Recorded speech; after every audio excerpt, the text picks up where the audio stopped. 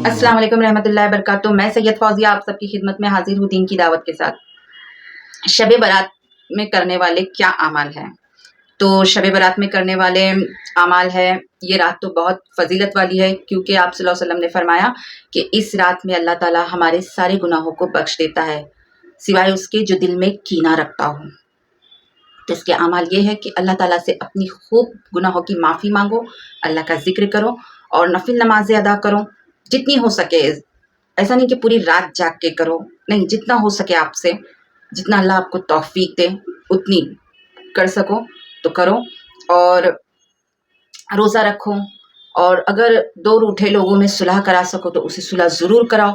اور اگر آپ نے کسی کا دل دکھایا ہو یا کسی سے جھگڑا ہو یا کسی سے ناراضگی ہو تو اسے معاف کر دو اور معافی مانگ لو. اور امت مسلمہ کے لیے خوب دعائیں کرو، اپنے مرحوم ماں باپ کے لیے دعائیں کرو. یہ سارے اعمال آئے ہیں، لیکن یہ سب ضعیف حدیثوں سے آئے ہیں، یہ صحیح حدیثوں سے نہیں ہے. لیکن ہمیں کر لینا چاہیے کیونکہ حدیث ہے، ضعیف ہے لیکن درجے بلند ہے، تو اسی لیے ہمیں اسے لے لینا چاہیے. کیونکہ جب صحیح حدیث ہونا تو ضعیف حدیث کو نہیں لیتے، لیکن اگر صحیح حدیث نہ ہو تو ہمیں ضعیف حدیث کے درجے بھی بلند ہو تو ہمیں اسے پکڑ لینا چاہیے. آپ صلی اللہ علیہ وسلم سے تو صحیح حدیث سے تو یہی ثابت ہے کہ ہمیں اس رات اللہ تعالیٰ ہمارے تمام گناہوں کو معاف کر دیتا ہے سوائے اس کے جو دل میں کینہ رکھتا ہو. ٹھیک ہے، لیکن ہم پھر بھی، یہ عبادت ہے، اسے ہم ایکسیپٹ کر لیتے ہیں، کر لینا چاہیے، اس میں کوئی گناہ نہیں ہے، ہمیں عبادت کر لینی چاہیے. لیکن ضروری نہیں ہے کہ ہم مسجد میں ہی کریں اور وہیں بھیڑ جمع کریں، ہم اپنے گھر میں بھی کر سکتے ہیں.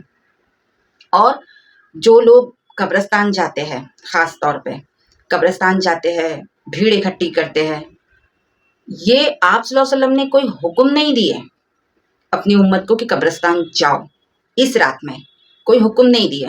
اگر دیتے تو صحابہ جاتے اور ہم سے زیادہ اچھا مناتے اور جم کے ان کے حکم کو مانتے. کیونکہ صحابہ جو آپ صلی اللہ علیہ وسلم کو جیسا فالو کرتے تھے نا، ویسے آپ اور میں نہیں کر سکتے، ہے نا.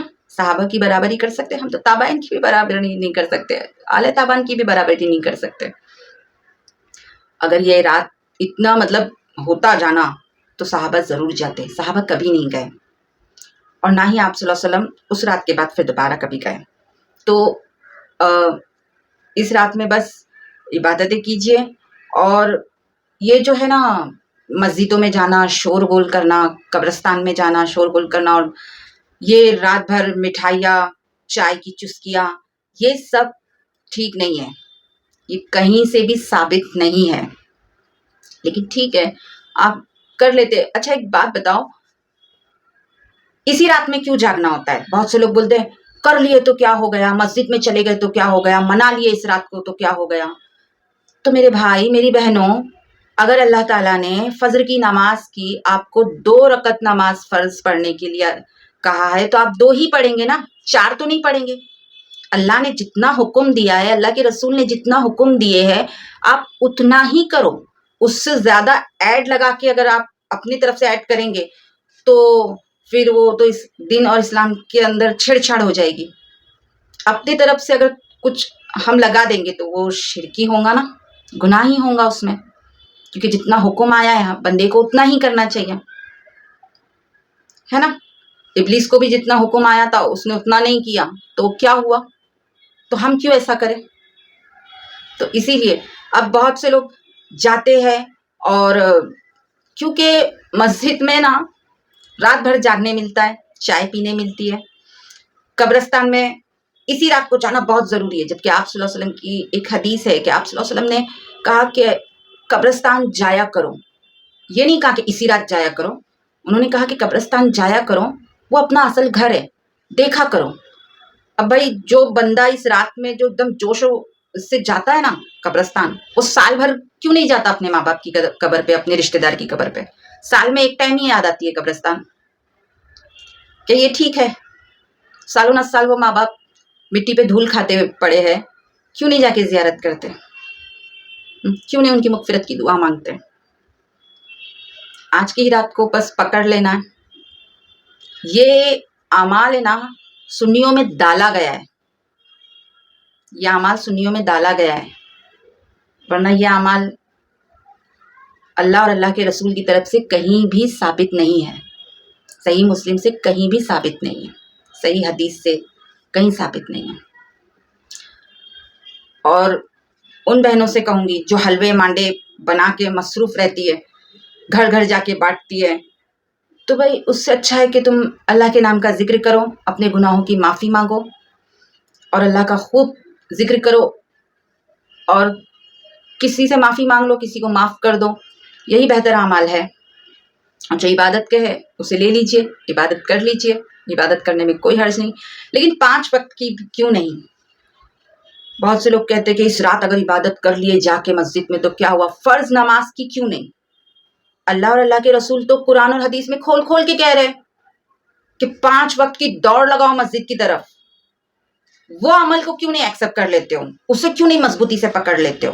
بس کچھ راتوں میں جاگنا ہے، جبکہ وہ ثابت نہیں ہے، پھر بھی بس جاگنا ہے، کرنا ہے، کیونکہ آتش بازی ہوتی ہے، روڈ پہ نکلنے مزہ آتا ہے، میلے لگتے ہیں، ہے نا، اس میں ذرا تھوڑا دل جوئی ہوتی ہے، تو پھر ایسی توبہ کرو نا اللہ سے کہ اللہ اس رات میں ایسی توبہ کرتا ہوں، جتنی میری زندگی کی نمازیں چھٹی ہوئی ہے میں توبہ کرتا ہوں، لیکن آج سے ابھی سے میں 5 وقت کا نمازی بن جاؤں گا، اب میری مسجد کی طرف دوڑ روز رہے گی، لیکن نہیں، سال میں ایک ٹائم کی جو دوڑ میں مزہ ہے نا، وہ 5 وقت کی دوڑ میں نہیں ہے لگتا، ہے نا۔